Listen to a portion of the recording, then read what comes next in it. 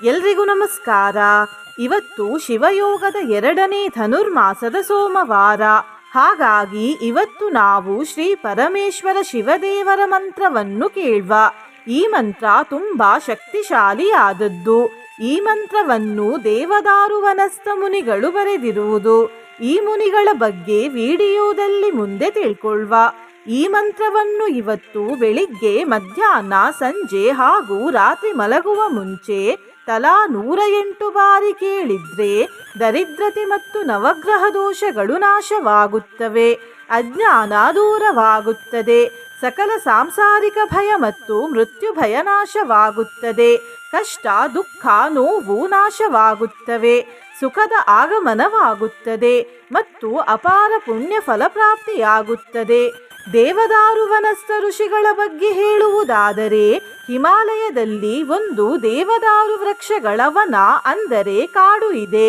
ಅಲ್ಲಿ ಹಲವಾರು ಋಷಿಗಳು ಶಿವದೇವರ ಮತ್ತು ಶ್ರೀ ವಿಷ್ಣುದೇವರ ತಪಸ್ಸನ್ನು ಮಾಡುತ್ತಿರುತ್ತಾರೆ. ಅವರಲ್ಲಿ ಕೆಲವು ಋಷಿಗಳು ಈ ಮಂತ್ರವನ್ನು ಬರೆದಿರುವುದು. ದೇವದಾರು ವೃಕ್ಷ ದೇವರ ಪ್ರಿಯ ಮರ. ಇದು ಅತ್ಯಂತ ದಿವ್ಯ ವೃಕ್ಷ ಮತ್ತು ಈ ವೃಕ್ಷ ಜ್ಞಾನೋದಯ ಮಾಡುತ್ತದೆ ಹಾಗೂ ಧ್ಯಾನ ಮಾಡಲು ಸಹಾಯ ಮಾಡುತ್ತದೆ. ನಿನ್ನೆ ನಾನು ಕೇಳಿದ ಪ್ರಶ್ನೆ, ಎಷ್ಟು ಆದಿತ್ಯರು ಇದ್ದಾರೆ ಎಂದು. ಈ ಪ್ರಶ್ನೆಗೆ ಸರಿಯುತ್ತರ C12. ಸರಿಯುತ್ತರ ಕೊಟ್ಟವರಲ್ಲಿ ಒಬ್ಬರ ಹೆಸರು ಮಹಾದೇವ ಶಿವ. ಮಹಾದೇವ ಶಿವ ಅವರೇ ಭಕ್ತಿ ಮಾಡುವುದನ್ನು ಮುಂದುವರಿಸಿ ಅಂತ ಹೇಳ್ತಾ ಇವತ್ತಿನ ಪ್ರಶ್ನೆಯನ್ನು ನೋಡುವ. ದೇವದಾರುವನದ ಇನ್ನೊಂದು ಹೆಸರೇನು? ಎ ಅಭಯಾವನ, ಬಿ ಇಂದ್ರವನ, ಸಿ ಜಲವನ, ಡಿ ದಾರುಕಾವನ. ಈ ಪ್ರಶ್ನೆಗೆ ಸರಿಯುತ್ತರ ಕೊಟ್ಟವರಲ್ಲಿ ಒಬ್ಬರ ಹೆಸರನ್ನು ನಾಳಿನ ವಿಡಿಯೋದಲ್ಲಿ ಹೇಳ್ತೇನೆ. ಬನ್ನಿ ಈಗ ಈ ಶಕ್ತಿಶಾಲಿ ಶ್ರೀ ಪರಮೇಶ್ವರ ಮಂತ್ರವನ್ನು 108 ಬಾರಿ ಭಕ್ತಿಯಿಂದ ಕೇಳುವ. ಅದಕ್ಕಿಂತ ಮುಂಚೆ ಓಂ ಶ್ರೀ ಪರಮೇಶ್ವರಾಯ ನಮಃ ಎಂದು ಕಮೆಂಟ್ ಮಾಡಿ. ಚಾನಲಿಗೆ ಹೊಸಬ್ರಾಗಿದ್ರೆ ಚಾನಲ್ ಅನ್ನು ಸಬ್ಸ್ಕ್ರೈಬ್ ಮಾಡಿ, ಹತ್ರ ಇರುವ ಬೆಲ್ ಬಟನ್ ಪ್ರೆಸ್ ಮಾಡಿ, ಆಲ್ ಅನ್ನುವ ಆಪ್ಷನ್ ಅನ್ನು ಸಿಲೆಕ್ಟ್ ಮಾಡಿ. ನೀವು ಆನ್ಲೈನ್ನಿಂದ ಪೂಜೆಗಾಗಿ ಬೆಳ್ಳಿ ತಟ್ಟೆಯನ್ನು ಖರೀದಿಸಲು ಇಚ್ಛಿಸಿದರೆ ಈ ವಿಡಿಯೋದಲ್ಲಿ ಟ್ಯಾಗ್ ಮಾಡಿದ ಬೆಳ್ಳಿ ತಟ್ಟೆಯನ್ನು ಖರೀದಿಸಬಹುದು.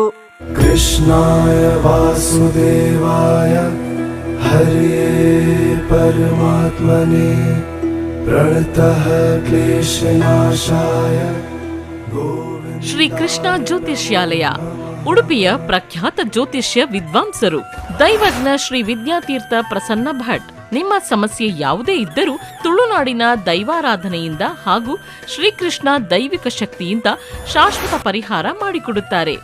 ಆತ್ಮ ಚ ಸರ್ವಭೂತಾನಾಂ ಸಾಂಖ್ಯೈ ಪುರುಷ ಉಚ್ಯತೆ.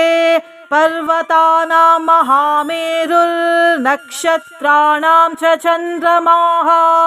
ಓಂ ಶ್ರೀ ಪರಮೇಶ್ವರಾಯ ನಮಃ.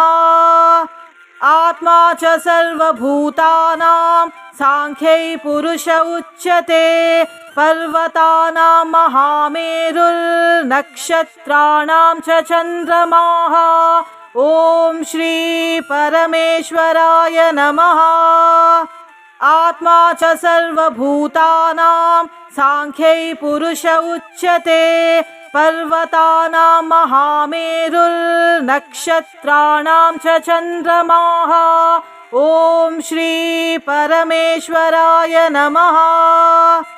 ಆತ್ಮ ಚ ಸರ್ವಭೂತಾನಾಂ ಸಾಂಖ್ಯೈ ಪುರುಷ ಉಚ್ಯತೆ. ಪರ್ವತಾನಾಂ ಮಹಾಮೇರುರ್ ನಕ್ಷತ್ರಾಣಾಂ ಚ ಚಂದ್ರಮಾಃ. ಓಂ ಶ್ರೀ ಪರಮೇಶ್ವರಾಯ ನಮಃ. ಆತ್ಮ ಚ ಸರ್ವಭೂತಾನಾಂ ಸಾಂಖ್ಯೈ ಪುರುಷ ಉಚ್ಯತೆ. ಪರ್ವತಾನಾಂ ಮಹಾಮೇರುರ್ ನಕ್ಷತ್ರಾಣಾಂ ಚ ಚಂದ್ರಮಾಃ. ಓಂ ಶ್ರೀ ಪರಮೇಶ್ವರಾಯ ನಮಃ. ಆತ್ಮ ಚ ಸರ್ವಭೂತಾನಾಂ ಸಾಂಖ್ಯೈ ಪುರುಷ ಉಚ್ಯತೆ.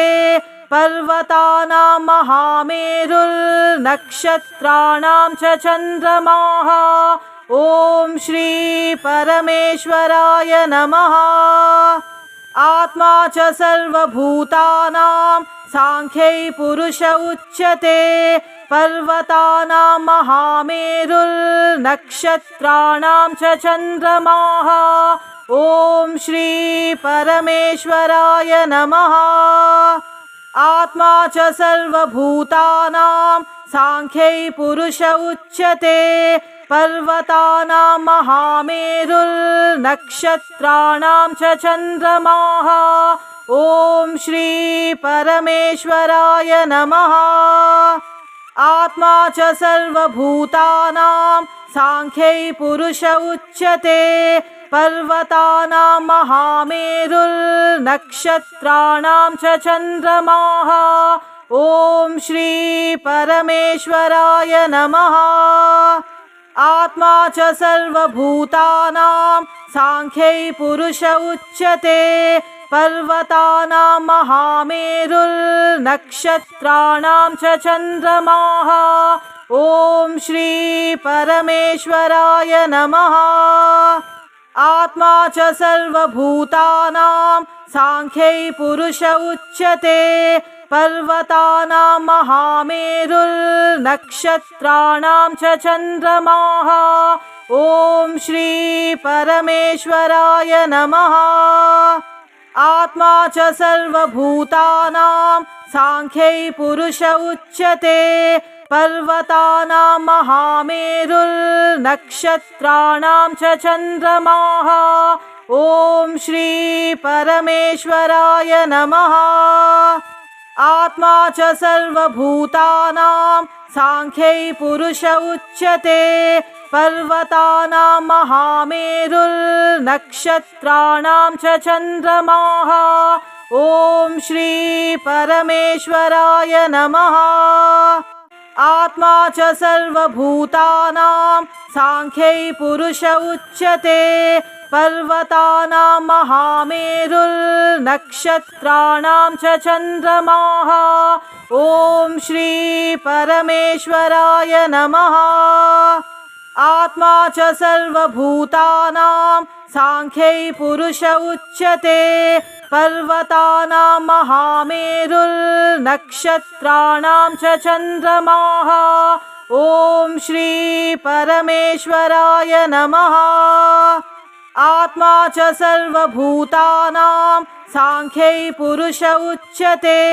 पर्वतानां महामेरुर्नक्षत्राणां च चन्द्रमाः।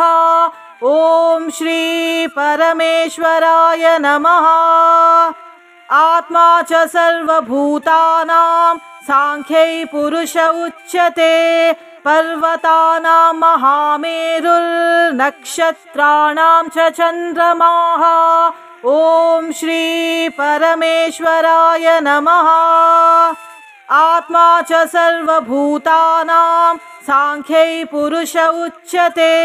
पर्वतानां महामेरुर्नक्षत्राणां च चन्द्रमाः। ॐ श्री परमेश्वराय नमः। आत्मा च सर्वभूतानां सांख्यै पुरुष उच्यते। पर्वतानां महामेरुर्नक्षत्राणां च चन्द्रमाः। ॐ श्री परमेश्वराय नमः। आत्मा च सर्वभूतानां सांख्यै पुरुष उच्यते। पर्वतानां महामेरुर्नक्षत्राणां च चन्द्रमाः।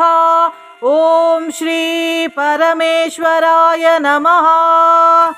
आत्मा च सर्वभूतानां सांख्यै पुरुष उच्यते।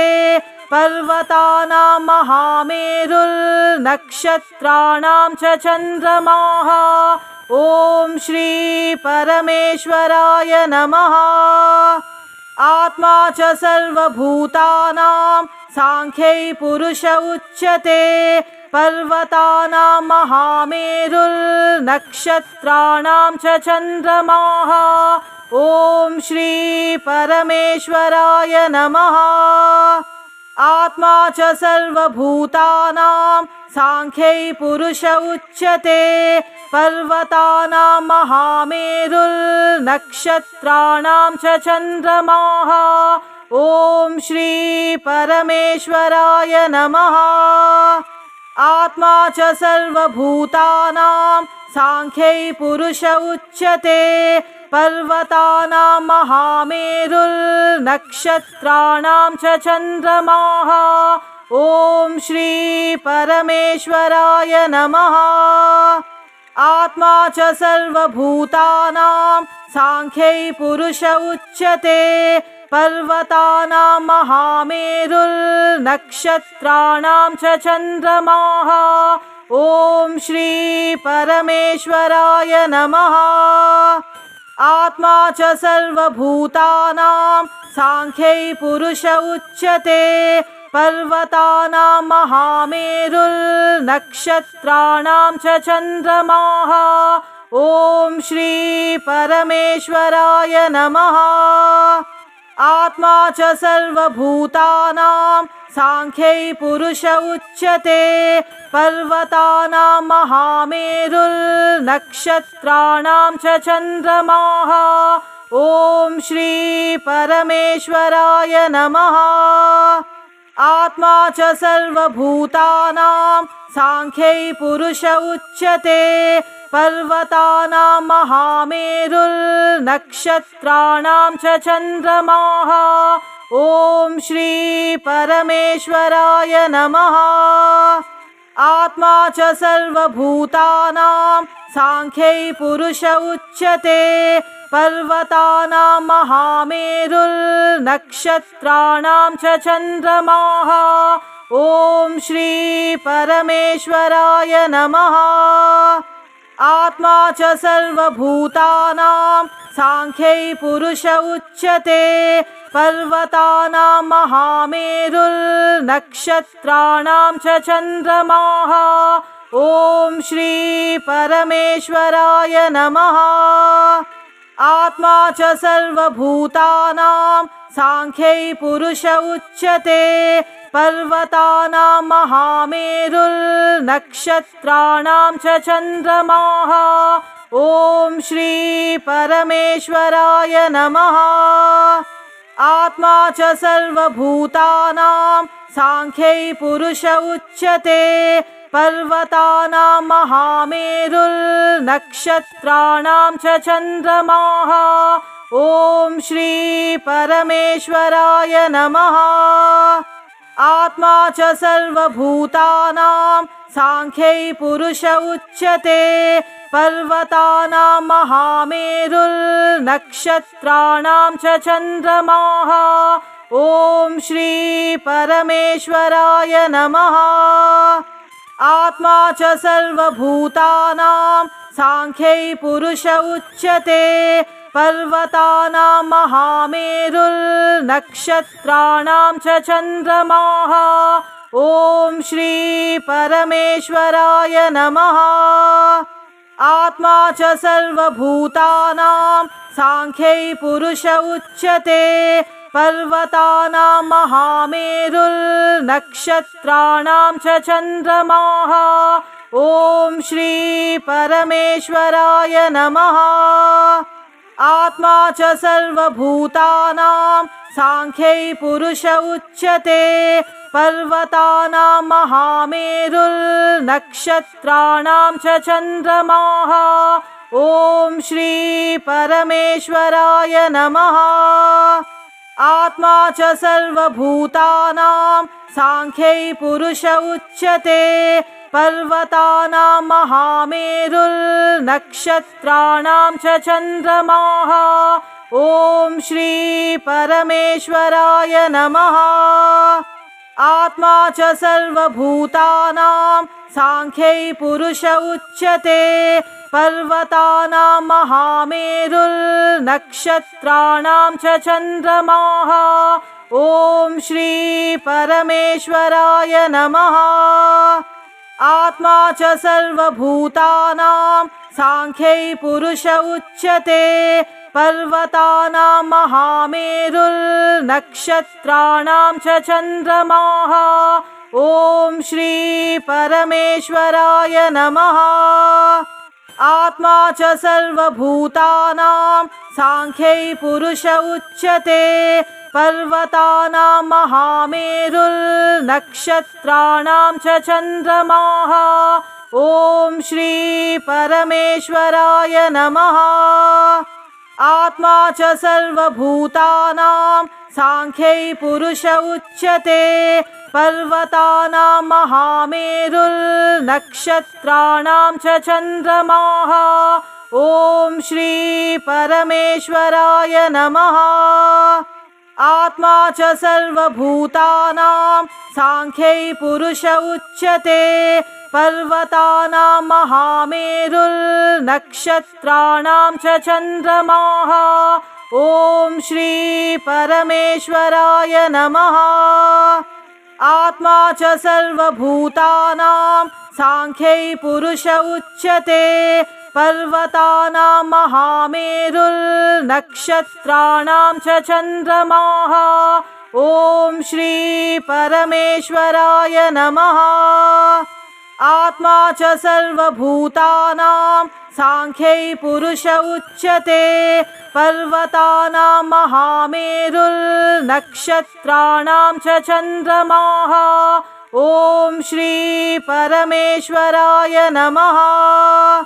आत्मा च सर्वभूतानां सांख्यै पुरुष उच्यते। पर्वतानां महामेरुर्नक्षत्राणां च चन्द्रमाः। ॐ श्री परमेश्वराय नमः।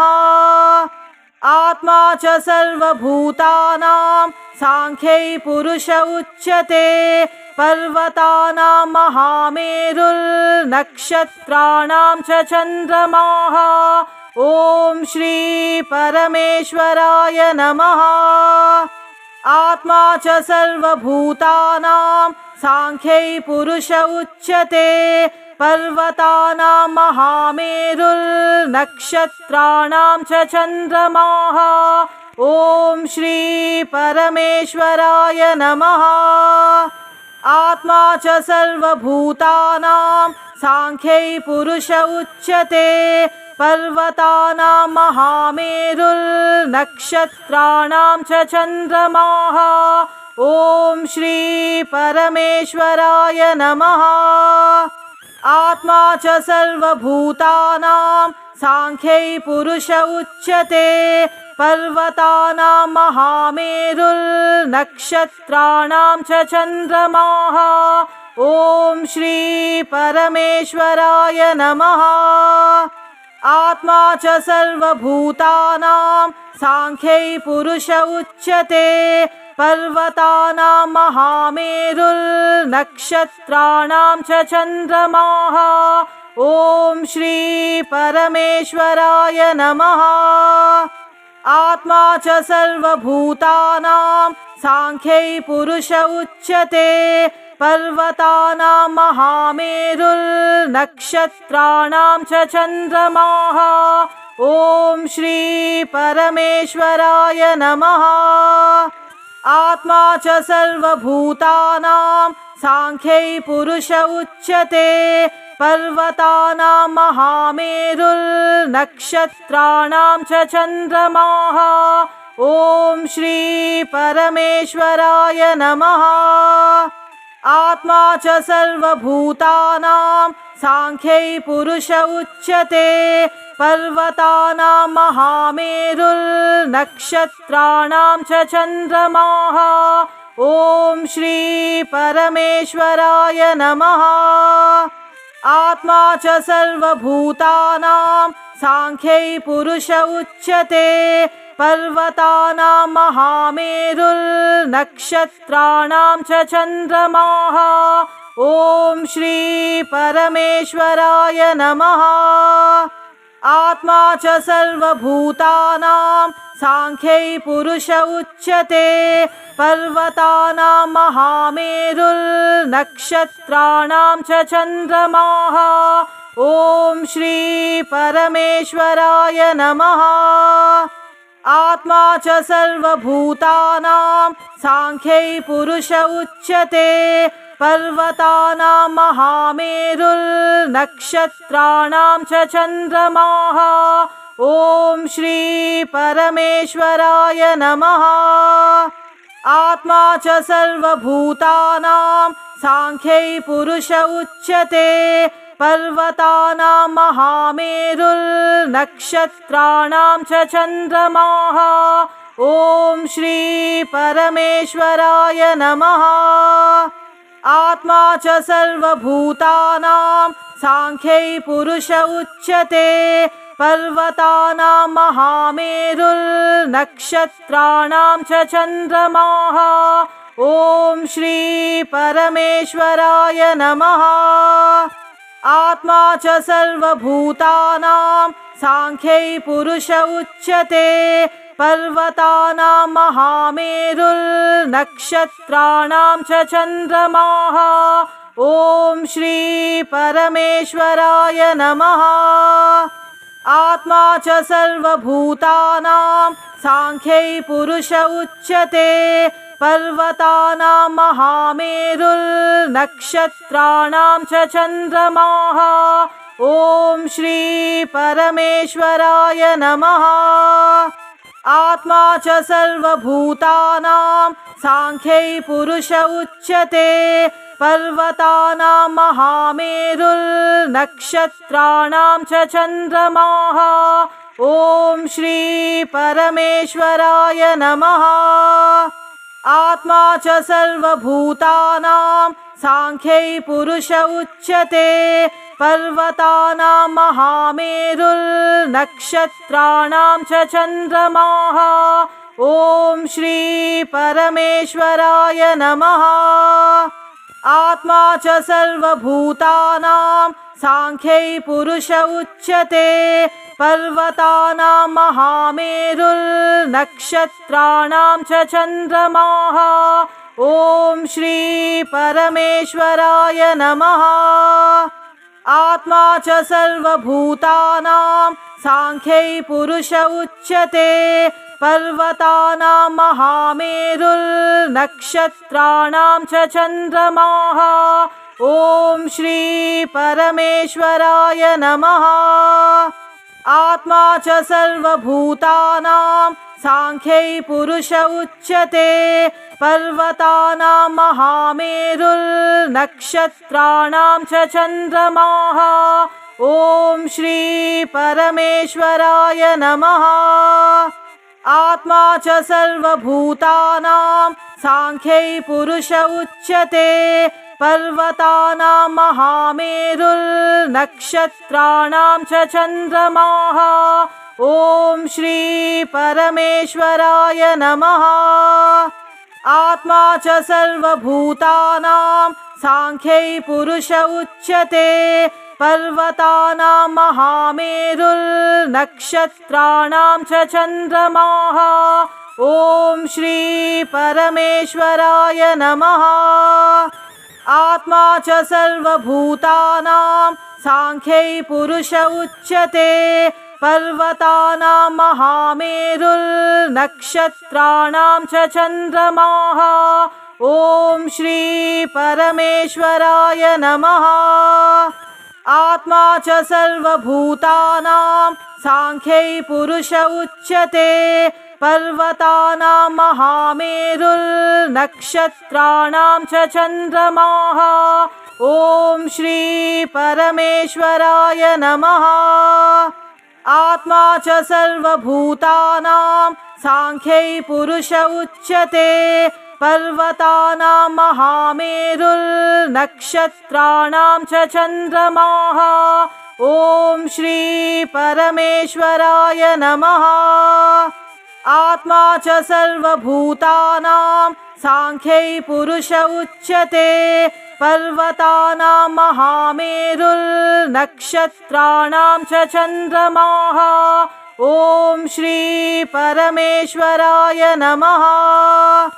आत्मा च सर्वभूतानां साङ्ख्यै पुरुष उच्यते पर्वतानां महामेरुर्नक्षत्राणां च चन्द्रमाः ॐ श्री परमेश्वराय नमः। आत्मा च सर्वभूतानां साङ्ख्यै पुरुष उच्यते पर्वतानां महामेरुर्नक्षत्राणां च चन्द्रमाः। ॐ श्री परमेश्वराय नमः। आत्मा च सर्वभूतानां सांख्यै पुरुष उच्यते। पर्वतानां महामेरुर्नक्षत्राणां च चन्द्रमाः। ॐ श्री परमेश्वराय नमः। आत्मा च सर्वभूतानां सांख्यै पुरुष उच्यते। पर्वतानां महामेरुर्नक्षत्राणां च चन्द्रमाः। ॐ श्री परमेश्वराय नमः। आत्मा च सर्वभूतानां सांख्यै पुरुष उच्यते। पर्वतानां महामेरुर्नक्षत्राणां च चन्द्रमाः। ॐ श्री परमेश्वराय नमः। आत्मा च सर्वभूतानां सांख्यै पुरुष उच्यते। पर्वतानां महामेरुर्नक्षत्राणां च चन्द्रमाः। ॐ श्री परमेश्वराय नमः। आत्मा च सर्वभूतानां सांख्यै पुरुष उच्यते। पर्वतानां महामेरुर्नक्षत्राणां च चन्द्रमाः। ॐ श्री परमेश्वराय नमः। आत्मा च सर्वभूतानां सांख्यै पुरुष उच्यते। पर्वतानां महामेरुर्नक्षत्राणां च चन्द्रमाः। ॐ श्री परमेश्वराय नमः। आत्मा च सर्वभूतानां सांख्यै पुरुष उच्यते। पर्वतानां महामेरुर्नक्षत्राणां च चन्द्रमाः। ॐ श्री परमेश्वराय नमः। आत्मा च सर्वभूतानां सांख्यै पुरुष उच्यते। पर्वतानां महामेरुर्नक्षत्राणां च चन्द्रमाः। ॐ श्री परमेश्वराय नमः। आत्मा च सर्वभूतानां सांख्यै पुरुष उच्यते। पर्वतानां महामेरुर्नक्षत्राणां च चन्द्रमाः। ॐ श्री परमेश्वराय नमः। आत्मा च सर्वभूतानां सांख्यै पुरुष उच्यते। पर्वतानां महामेरुर्नक्षत्राणां च चन्द्रमाः। ॐ श्री परमेश्वराय नमः। आत्मा च सर्वभूतानां सांख्यै पुरुष उच्यते। पर्वतानां महामेरुर्नक्षत्राणां च चन्द्रमाः। ॐ श्री परमेश्वराय नमः। आत्मा च सर्वभूतानां सांख्यै पुरुष उच्यते। पर्वतानां महामेरुर्नक्षत्राणां च चन्द्रमाः। ॐ श्री परमेश्वराय नमः। आत्मा च सर्वभूतानां सांख्यै पुरुष उच्यते। पर्वतानां महामेरुर्नक्षत्राणां च चन्द्रमाः। ॐ श्री परमेश्वराय नमः। आत्मा च सर्वभूतानां सांख्यै पुरुष उच्यते। पर्वतानां महामेरुर्नक्षत्राणां च चन्द्रमाः। ॐ श्री परमेश्वराय नमः। आत्मा च सर्वभूतानां सांख्यै पुरुष उच्यते। पर्वतानां महामेरुर्नक्षत्राणां च चन्द्रमाः। ॐ श्री परमेश्वराय नमः। आत्मा च सर्वभूतानां सांख्यै पुरुष उच्यते। पर्वतानां महामेरुर्नक्षत्राणां च चन्द्रमाः। ॐ श्री परमेश्वराय नमः। आत्मा च सर्वभूतानां साङ्ख्यै पुरुष उच्यते पर्वतानां महामेरुर्नक्षत्राणां च चन्द्रमाः ॐ श्री परमेश्वराय नमः। आत्मा च सर्वभूतानां साङ्ख्यै पुरुष उच्यते पर्वतानां महामेरुर्नक्षत्राणां च चन्द्रमाः ॐ श्री परमेश्वराय नमः। आत्मा च सर्वभूतानां साङ्ख्यै पुरुष उच्यते पर्वतानां महामेरुर्नक्षत्राणां च चन्द्रमाः ॐ श्री परमेश्वराय नमः। आत्मा च सर्वभूतानां साङ्ख्यै पुरुष उच्यते पर्वतानां महामेरुर्नक्षत्राणां च चन्द्रमाः ॐ श्री परमेश्वराय नमः। आत्मा च सर्वभूतानां साङ्ख्यै पुरुष उच्यते पर्वतानां महामेरुर्नक्षत्राणां च चन्द्रमाः ॐ श्री परमेश्वराय नमः। आत्मा च सर्वभूतानां साङ्ख्यै पुरुष उच्यते पर्वतानां महामेरुर्नक्षत्राणां च चन्द्रमाः ॐ श्री परमेश्वराय नमः। आत्मा च सर्वभूतानां साङ्ख्यै पुरुष उच्यते पर्वतानां महामेरुर्नक्षत्राणां च चन्द्रमाः ॐ श्री परमेश्वराय नमः। आत्मा च सर्वभूतानां साङ्ख्यै पुरुष उच्यते पर्वतानां महामेरुर्नक्षत्राणां च चन्द्रमाः ॐ श्री परमेश्वराय नमः। आत्मा च सर्वभूतानां साङ्ख्यै पुरुष उच्यते पर्वतानां महामेरुर्नक्षत्राणां च चन्द्रमाः ॐ श्री परमेश्वराय नमः। आत्मा च सर्वभूतानां साङ्ख्यै पुरुष उच्यते पर्वतानां महामेरुर्नक्षत्राणां च चन्द्रमाः ॐ श्री परमेश्वराय नमः। आत्मा च सर्वभूतानां साङ्ख्यै पुरुष उच्यते पर्वतानां महामेरुर्नक्षत्राणां च चन्द्रमाः ॐ श्री परमेश्वराय नमः।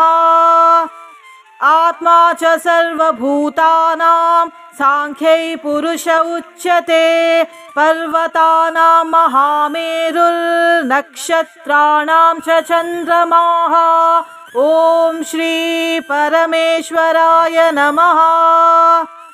आत्मा च सर्वभूतानां साङ्ख्यै पुरुष उच्यते पर्वतानां महामेरुर्नक्षत्राणां च चन्द्रमाः ॐ श्री परमेश्वराय नमः।